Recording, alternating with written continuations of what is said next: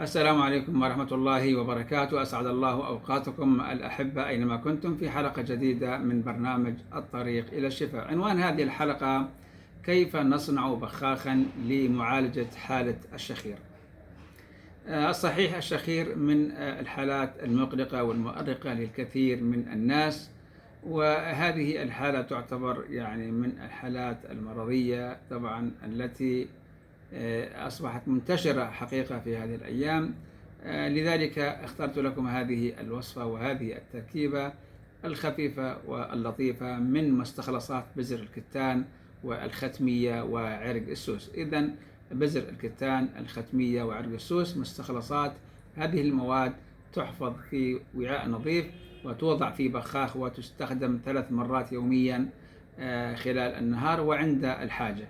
وأيضا هناك ملاحظة مهمة جدا: الاستنشاق بماء البحر أيضا له فوائد كبيرة جدا، لكن ماء البحر قد يسبب جفاف في منطقة الأنف، يدهن فيه شيء من الفازلين أو زيت الخروع، وهذه إن شاء الله تكون نافعة جدا لمثل هذه الحالات.